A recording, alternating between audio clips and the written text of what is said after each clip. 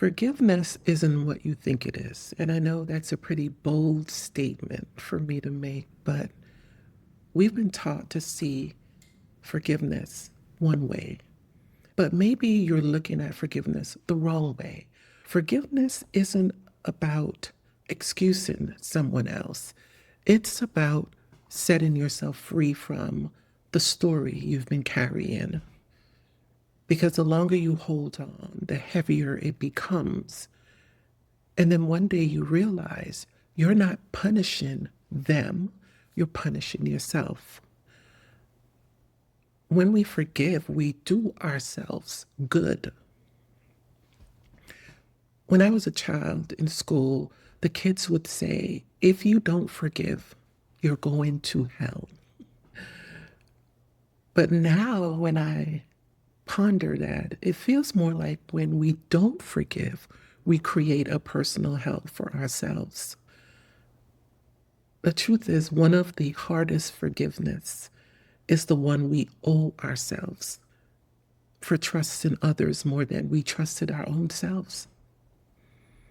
Sometimes the role we take on is what keeps us holding on to the pain. Our healing journey is going to ask us to let go. Unless you let go, unless you forgive yourself, unless you realize the situation is over, you cannot move on.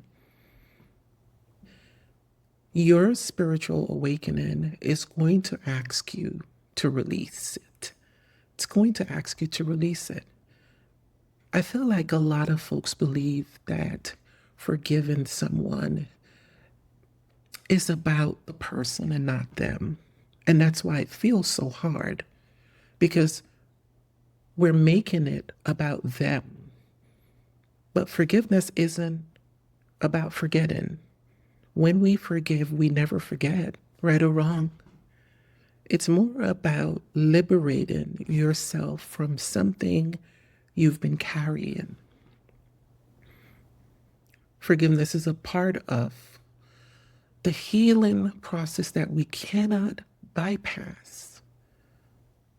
Doesn't mean you agree with what happened. It means you're done letting what already happened continue to control you. You're ready to release the weight, because that weight, that pain, that bitterness is hell. So much of what I was conditioned to believe, my awakening has stripped it away. It's like the illusions I carried, that heavy weight that was weighing me down. I was still moving forward, but it was weighing me down, no longer seemed relevant once the veil was removed from my eyes. And all I'm left with is a truth, and I cannot ignore it. I cannot ignore it. I've been sitting with how we create a hell for ourselves by holding on to situations that forgiveness can free us from. We hold on to it as if it still matters today. And as I'm reflecting right now and sharing, there's a deeper part of me and awareness that's there. It's almost as if I'm looking to see if there's something I'm holding on to. We hold on to these situations as if they still matter today, as if reliving the situation will somehow reverse it in a way. And all that does is build resentment, build more anger. The reason I say we create a personal hell when we don't forgive is because we convince ourselves we're doing something right by holding on. We think judgment protects us in a way, or that carrying the pain keeps us safe. if that makes sense. But all it really does is weigh us down. And that's why I say it becomes a personal hell, because what you hold on to stays in your vibration. And when it's pain, when it's bitterness, it's a constant negative influence on your life. Where there is anger, there is pain. The past cannot be changed. It can only be accepted or released. And when you release it, the memory is not gone, but the weight of it is when you release. But when we carry resentment, when we replay maybe the betrayal, the bad relationship we stayed in too long, the family member who you trusted, the friend who used you, used your love as convenience. We don't just remember the pain, we become it. We become that energy, that bitterness. And it's because you identify with it so much by holding on to it and keeping it in your space. Resentment is a slow poison, I would say. And it's strange. It doesn't hurt the person you resent. It only poisons your joy, your peace, your future. And that's the thing about resentment. It usually comes from love, from someone you trusted, from a place that you thought you were safe in. And that's why it stings. You can say that you've forgiven someone and still carry resentment. So those people that we care about, we love, maybe it's a family member, and they're right there. You see them every day.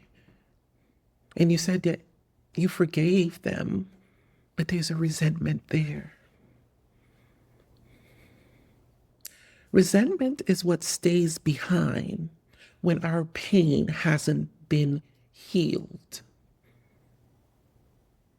I recognize that. We're still attached to the story, and there's a blame there. And we need to place the blame somewhere. So it shows up as resentment.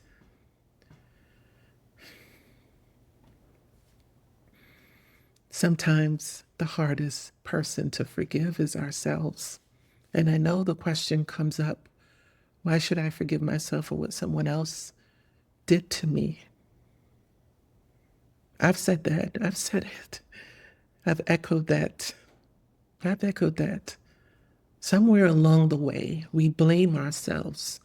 You blame yourself for staying, for not seeing, or ignoring the signs, for needing them, for believing in them, for choosing them, for trusting others more than you trusted your own intuition, your own inner knowing, your own feelings, to be more practical. You took on guilt that is not yours to carry, and now you wear it. And it's just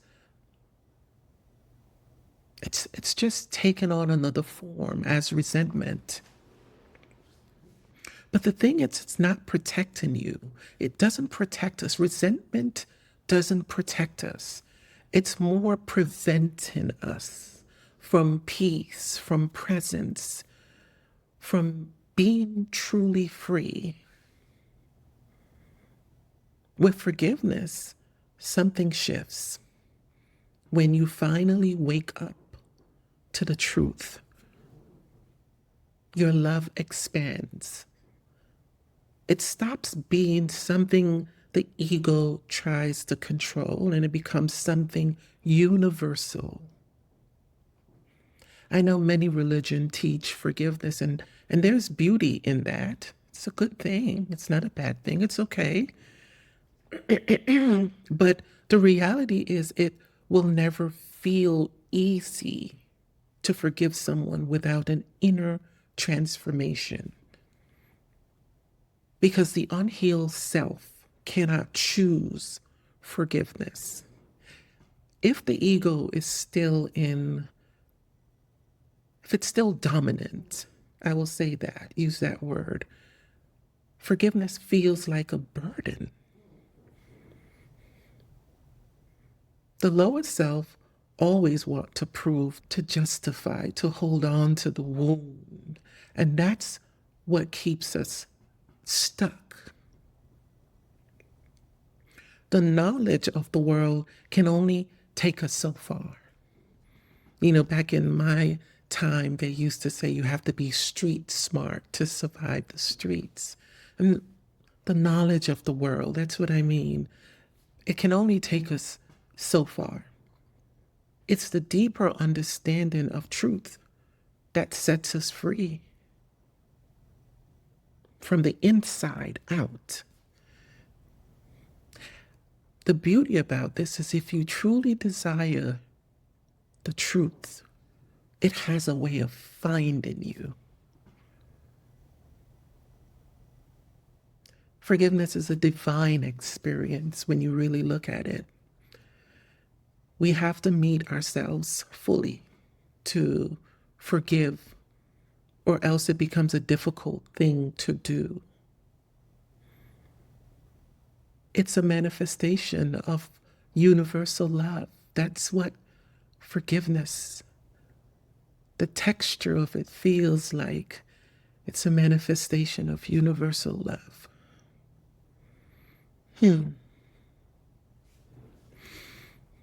What happened to you might feel unforgivable, and it's probably something you can never unsee.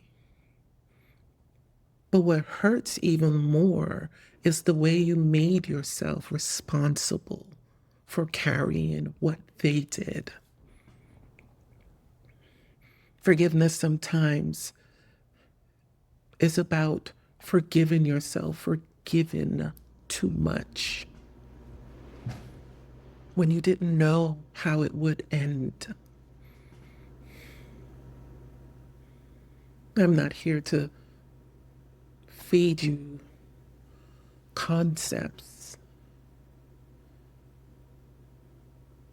I'm just sharing. And some wounds we carry will take a divine experience to shift that, a spiritual awakening, that inner transformation. If you look at forgiveness from a low vibrational space, this might not make sense to you. Sometimes we have to walk through the fields of forgiveness just to find our way back home to ourselves. And that's why I say we've been looking at forgiveness the wrong way. We think it's only about the other person. But when you finally experience what it feels like to forgive yourself, forgiving others doesn't feel so heavy anymore. Forgiveness for me is letting go so you can move forward. Because if you don't forgive, you stay attached to the story. It's almost as if you're chained to the pain. But on the healing journey, and this is what this space is about, healing, spiritual awakening journey,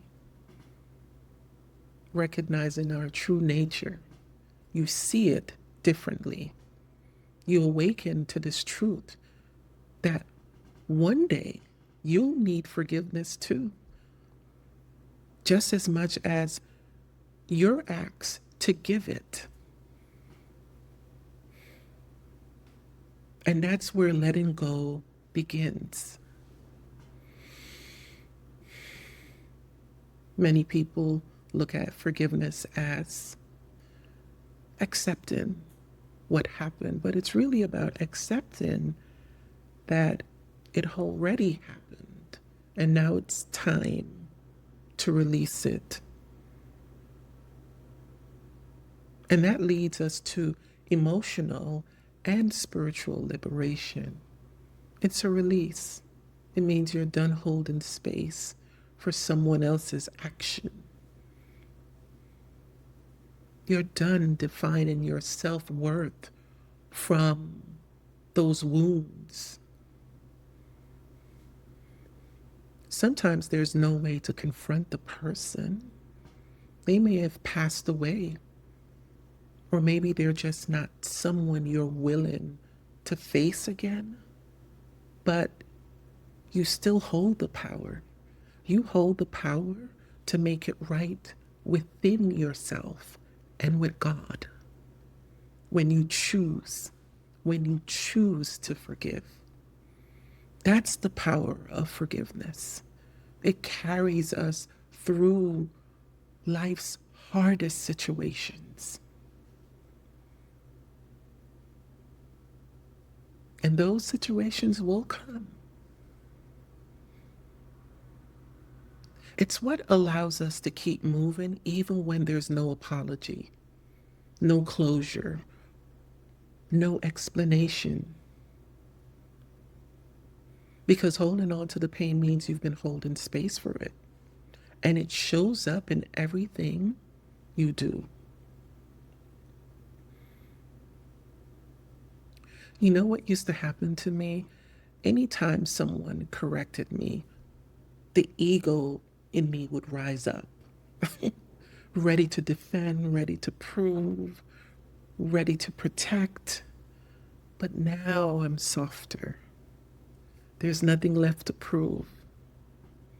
I can't force truth to resonate for you. I don't need to. Because when something really resonates, it doesn't come from me. It lands in you. It touches something deeper, something beyond the person, something beyond the ego.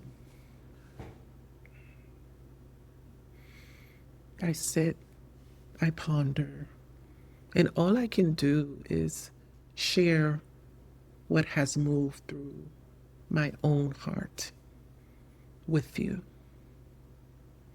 The past does not serve the present moment. It is a memory that we can either learn from and use, or it can become a personal hell. The pain is not proof of strength. I used to think that way. So I took on the role of the sufferer. But that role prevents us from reclaiming our peace and returning to presence. The bitterness we carry is not closure. Bitterness is not closure. Bitterness is not closure. We create our own hell every time we refuse to let it go. Every time we replay what we cannot change in the present moment. The strength is in the letting go. It's in the letting go. So today, if anything landed for you, know that it requires love and kindness towards yourself. Let them go. Let the story go. Let it be what it was. Release it slowly and gently. Yeah, let go gently. because letting go is how you begin again. And it's all a part of the awakening journey. I don't know about you, but I've had to do a lot of letting go and forgiving myself and others on my awakening journey. Your energy is lighter. Your energy is lighter. Forgiveness is so liberating, so liberating. And this is not to shame anyone for holding on to something for so long, because I've been there. It's a slow poison when we keep holding on to a painful past. Meanwhile, the other person is living in the present, the present moment, and you're wondering to yourself, how can they have moved on like that? Maybe it's because they've let go of the guilt and have found a way to forgive themselves. We're all going to need forgiveness at some point in life. So you are worthy of releasing it. You are strong enough to move forward. Because forgiveness, it's not about forgetting the past or forgetting what happened to you, but about coming back to present. It's about coming back to presence. It's about remembering your true self and not holding on to the wounded self. So face it. Face it with love and kindness. Free yourself from it gently. Gently. Gently. Just free yourself from it gently. I think that's it. I think that's it. I think I have outlines in front of me, but nothing else is coming. Nothing else is coming. So leave a comment or a heart emoji if this moves something within you, and maybe share it with someone that you love, someone that you care about deeply. Yeah. And I thank you so much for sitting in with me today. Thank you. Thank you for going through this. What is it? 23 minutes. It's saying right here with me. Thank you. I'll see you again.